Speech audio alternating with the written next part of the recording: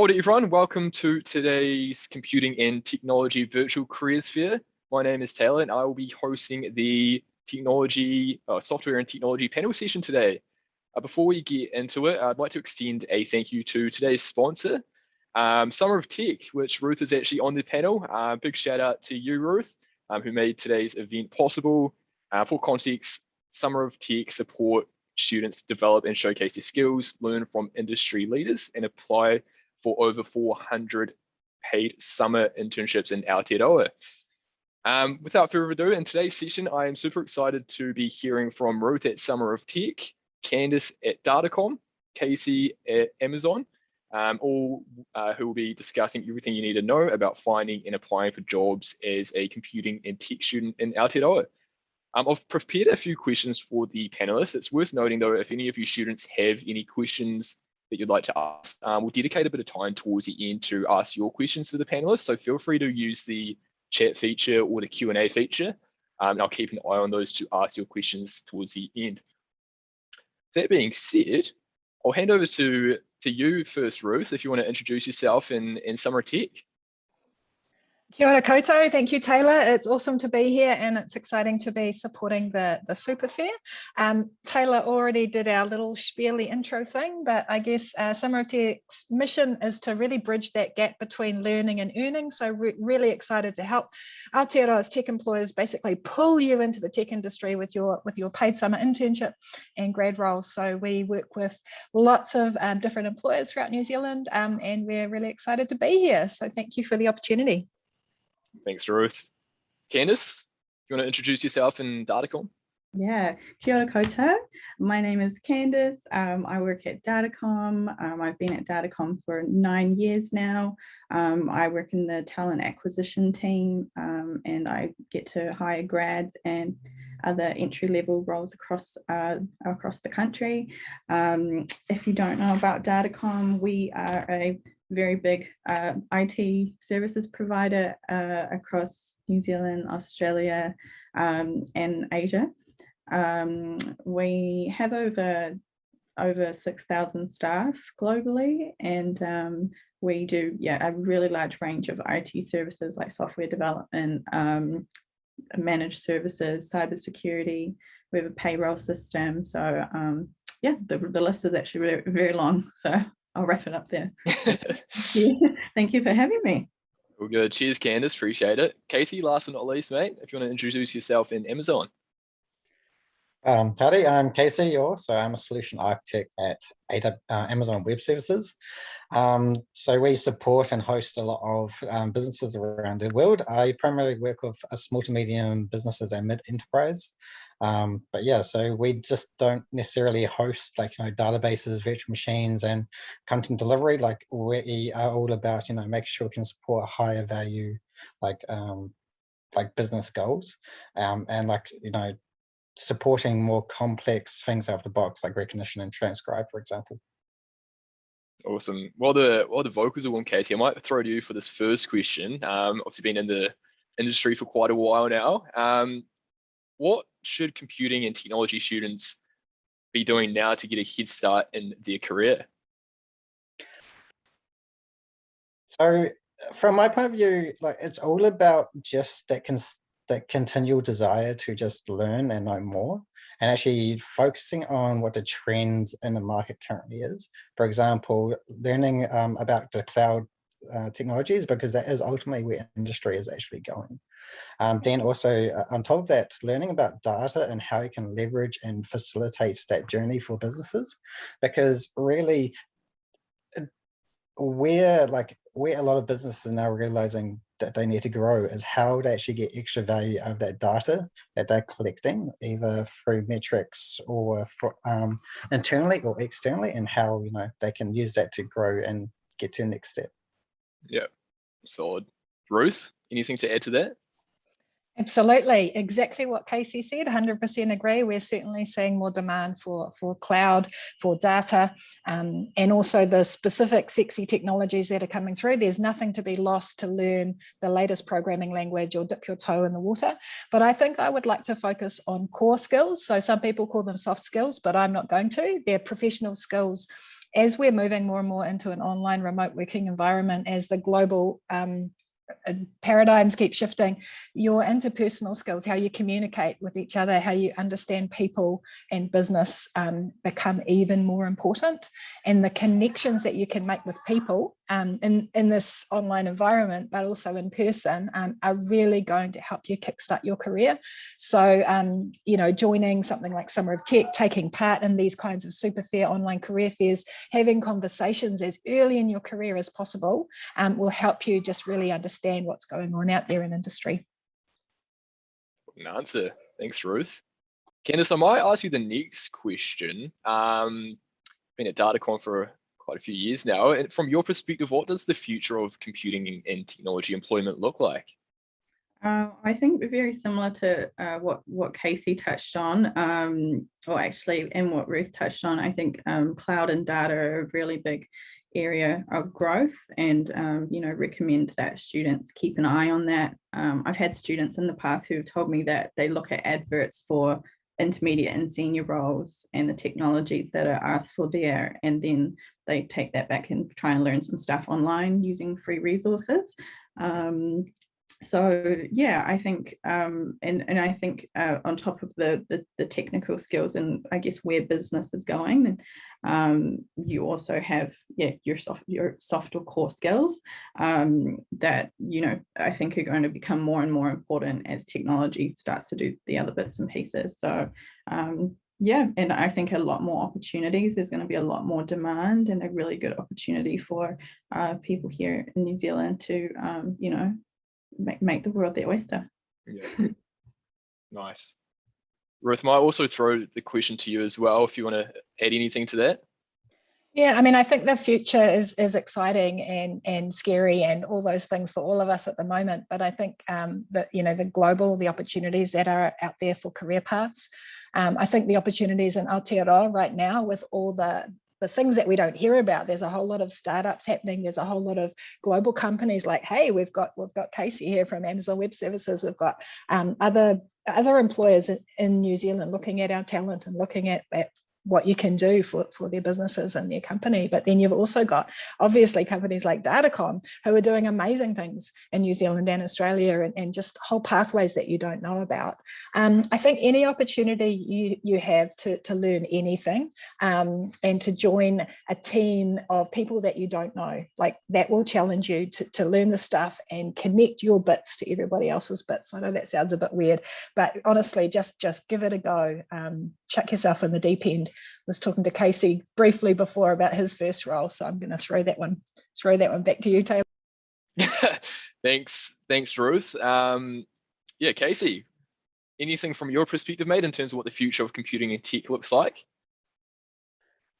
Going to become more globalized, in my opinion, especially as we head more towards a remote, or at least part-time remote work. Based off just, you know, the forced situations upon us, and the fact that companies are realizing there are some benefits to it. For example, in Amazon, you can work remote for some roles, not all roles. But yeah, it's definitely going to become a lot more globalized, in my opinion. 100%. Thanks, guys. I see a lot of new names popping in, so I'm just going to send a little reminder. If you've got any, Chung, thanks for the question. If any of you students have any more questions to ask, just fire away Q&A or the chat, and we'll look to answer those as well. For the next question, I'll throw this one to Candice. What should students be looking for when it comes to computing and technology jobs? I think it is much more of a personal, you know, aspiration thing. So thinking about what's important to you in an employer, or what kind of culture you want to work in, what kind of technologies you might want to work with, and you know, and really doing your research and asking questions at and opportunities like this, or at other events, and looking online and doing a lot of research to understand the different companies' values and what their missions are, to, you know, figure out if you know what companies you really want to go forward for. Yeah, Ruth, from your perspective, what should students be looking for? Yeah, I think if they can like Candace said, think about what's genuinely important to them, but also look for a place that as a newbie into the industry, you want somewhere that's going to support you. What training, what mentoring, what support is available to me as I start out my career. You could ask about career pathways, what's their track record for bringing grads in and looking after them. Is it going to be a place where your ideas and your skills and your perspectives are appreciated? You don't necessarily want to be stuck in a room with a whole bunch of other grads. I mean, that may be an awesome learning environment, but if you can actually contribute to the business, to contribute to the product, get stuck in, be thrown in the deep end, that I think is a kind of environment that you're going to thrive faster. So don't be afraid to ask those questions. How will you support me? What's available? How can I better myself for success in this role? But then listen to how they're going to support you in that. So that's my tip. Nice. I might keep you on the comms road. We've got a good question coming from Grant regarding internships. What skills are employers looking for specifically for data science related internships? So an interest and passion for data science. So you've got to love the numbers, you've got to love the maths, you've got to be able to tell stories about the data and ask good questions. But beyond that technical skill, that interest, that passion for learning more, potentially you might have done some projects as you were learning and studying, maybe in your own time, but there's no obligation that, students are busy, right? You've got lives. Don't worry if you don't have a portfolio of projects, but think about what you've learned about data science and what you can show. If you're interested in it, you can tell the story about your project. That is going to impress employers. Don't worry so much about the technical stuff. They can support you to learn that. So yeah, being interested, asking good questions. Across the board, I'd say that employers looking for interns are looking for the attitude and the aptitude. So aptitude means your desire for learning, your ability to hit the ground running, your real interest and motivation to do a great job, which is probably the same for grads as well. But I think for interns, it's often a shorter period of time, and that gives you the opportunity to try something out to add value really quickly. So I hope that helps. Nice. Yeah, well done, Ruth. Got a question for Casey, but nothing's come up. So Casey, I'm not sure if you filled that out wrong, but yeah, we'll be looking for that. But do we have a really good question here that I will throw to you, Casey? Where do you think New Zealand is sitting regarding competing in the world market with IT job retention? Quite a tough one, actually. That is definitely a tough one. Because of the fact that IT is quite unique in the fact that you can have very remote roles, like it comes down to what your value you offer to that business as a whole and its unique skill set.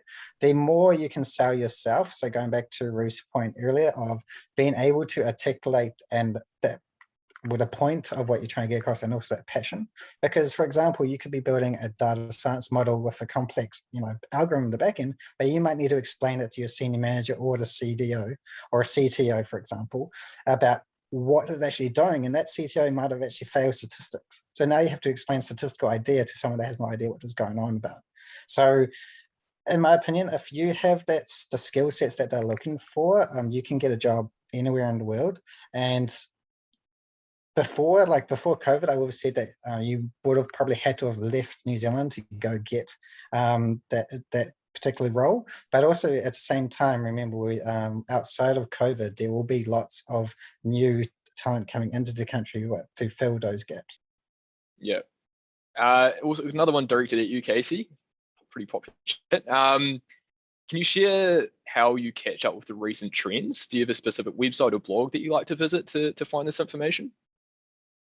So my current role, I'm quite blessed because of the fact that I talk to New Zealand businesses every single day. My role is kind of like to advise them on how to achieve the value that they're looking after or they're trying to actually get to. So that is how I learned about the fact that this is a massive trend in New Zealand around data visualization, and trying to get to higher order services. But before that, I would actually read blogs. There's a couple influencers out there that you could actually keep track of. Like the buzzwords, also you'll notice that as you get more into industry, the buzzwords will pop up, such as ML AI, which is a very common one. A couple of years ago when I first started, when I got my first job through Summer of Code, as it was called back then, the cloud was the one that the architects love using. Don't worry, we'll put it into the cloud.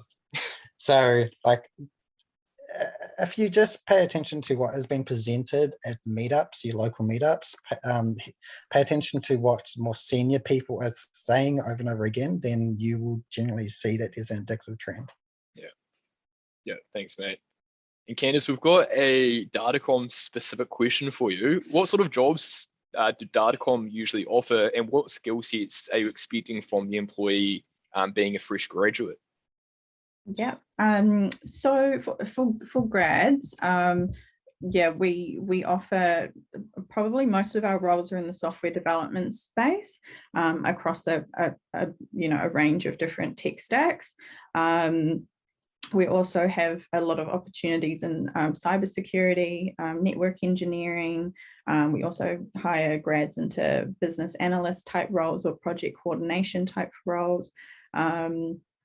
We just because I know it's come up a bit, we don't often hire any grads into the data space. It's not a huge area of our business at the moment, but yeah, I would say mostly software development, and we do have other grad roles that can come up as well, but those probably sit outside tech and are more like business or sales or commerce type degrees that we look for consulting and stuff like that. So yeah, and I think the skill sets that we're expecting is we do look for a baseline when it comes to, say, coding, that you can code, and would do some basic technical tests for that as well. But really the skill sets that we look for is a lot to what Ruth mentioned before around an attitude, a huge desire to learn, and passion. That is ultimately what's most important to us over technical skills. Yeah, awesome. Thanks, Candice. Ruth, so you're pretty keen to answer the question around what's the most common weakness of students which need to improve to successfully land a job as a graduate? I was just playing with the Q&A system. I didn't know what button I was pushing, but I'm happy to answer that one. I think it's really brave to ask a question about weaknesses, and I don't actually think there are any weaknesses. I think there's a big confidence challenge for a lot of students coming through, especially that whole, I don't have enough experience, or I'm a bit whakama, I'm a bit shy, I don't really want to blow my own trumpet, I'm not sure how I stack up. So I think that a lot of that comes back to kind of confidence, or knowing your value, and also being able to communicate your potential, which is all you're going to be hired on. As a current student, we're not expecting that you've got industry experience. You're out there saying, hey, I've been learning this stuff, but I want to learn on the job. I want to add value to your company. So it's really about articulating your value. Some of the times you don't know what you want to do or be. Your first year, your second year, you don't actually know yet. That's totally okay if you ask some good questions. So yeah, clamming up and saying, but I don't know, that's probably really challenging in that recruitment scenario. Don't know if that's useful. No, that was good. Yeah, no questions are dumb questions, so just ask questions. Super important. Ruth, I might ask you this one again, just the double up. What would you suggest? And I'm sure there's a few people who are a bit older who have returned to study, so this would be quite relevant to you. What would you suggest people in the 35 plus age group, or perhaps just like the senior ages, who've returned to study, but have had previous experience or senior experience in other roles, but going into a new IT-based career? Yeah, anything that you think might be a weakness, you need to put the spin on, turn it into a strength. So as a mature student or someone who's switching careers, you need to tell the story about the value you bring that makes you different from everyone else. Trust me, your life experience is valuable. If you've been caregiving for a number of years, you can talk about that, honestly. Chief Household Officer, project management, task management, delegation, all those kinds of things. If you've had a completely different type of career, the right kind of technology employer is going to appreciate the perspective that you bring. I have coached butchers, farmers, teachers, like you name it. People have joined successfully into a technology industry role and successfully brought their life perspective into that role. And I would love to help you make that a strength. You need to find the right employer who can see past your CV and past your age. You want someone who's, as I said at the very beginning, appreciating the skills that you bring. And anything that you've got that's life experience or people experience is going to absolutely add value to a tech role. Yeah. Again, great answer, Ruth. Candice, I'll ask you this next one. We've got someone, shout out Samuel, who studied at Otago Polytech, or just came out of their Bachelor of IT at Otago Polytech. What would you suggest to gain more experience to help them get into a new job? I would suggest, I would suggest trying to find a mentor, or trying to find some personal projects that you could do maybe with some friends. Think of a problem that you see in the world and think of a solution, see what you can create. I think anything that you can do within your area of interest in terms of projects or personal projects is really awesome to help you get a role. It just gives you more things to speak to, I guess.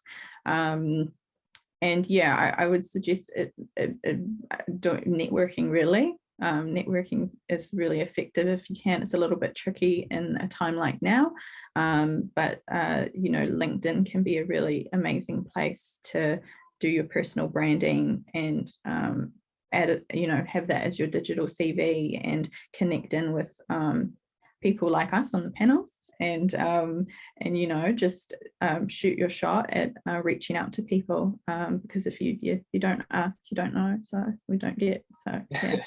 Awesome. Thanks, Candice. And I want to ask you, this is another Datacom related or specific question. Is it easy to change between different IT paths within Datacom? For example, from software development to data analysis or cybersecurity, etc.? I wouldn't say that it's easy. It is very much on an individual basis. It depends, you know, if you've been doing learning in your own time. A lot of people internally who have moved use opportunities like Friday drinks or having a coffee catch up with someone as conversation starters to get insight on what they should be learning to move into that space. So it could be something that's very gradual, and it just again depends on I guess how much you desire to move into that space and the time that you put in. But we do have, we have got a huge library of learning material that you can tap into as an employee. So, and there's a lot of people that you can connect into. And I guess having all those different areas within the business it's a great opportunity to move. So yeah, I do see people move in between them. Mostly I see them move from I guess our managed services infrastructure type roles into software or into our cloud space as well. Yeah. Cool. Thanks, Candice. Yeah, keep firing away at the questions. A lot of good ones coming through. But I might ask my final prepared question. I'll start with you, Casey. In one sentence, why should students apply for with your organization? Just my opinion, the best thing about working for Amazon Web Services is you got access to so much, like, you know, talented people from around the world. Like, and I am constantly surprised at how much they're willing to share their knowledge with me. Like at the moment, I'm roping in people from the US, which is the worst by way trying to manage the US and the New Zealand time zone for a customer meeting. You tend to have to get up at 7 or 8 a.m. in the morning. But yeah, it's just they're so willing to share the knowledge, and the old idiom of don't be the smartest person in the room and making sure you're always learning. Yeah, so that is, in my opinion, the best reason. Nice. There you go.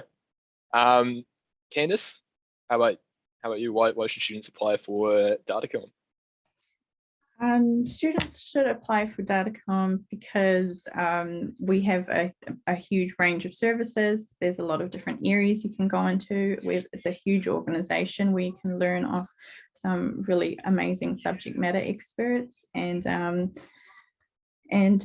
what else can you, and you get to work with a really big stack of technologies, and you know, the culture is amazing. All the people are just lovely and warm, and it has a relatively flat structure to it, so you know, can go over and have a chat to the CEO in the lift and things like that, and it you know, it never feels hierarchy in that sense. So yeah. Nice. Awesome. Ruth, might have to rephrase the question per se a little bit, but why should students? Oh, okay, go for it. Why should students apply for summer tech? I should apply for Summer of Tech because we're here genuinely to help them kickstart their career. We don't actually care where they end up working. We do have about 200 amazing employers, from startup to growing, to corporate, to government agencies. So you'll definitely be exposed to the amazing opportunities out there. But we're a non-profit, we're an impact organisation. We've got volunteers from all over the New Zealand tech industry who will help. We run career clinics, mock interviews, boot camps on technical and non-technical skills. So we genuinely want to support you to kickstart your career, to stay in New Zealand for that beginning bit of your career and get some amazing experience. So we'd love to help you all, and we'd love for you to apply for AWS and for Datacom and all the other amazing employers that are in this particular event. So go for it. There you go.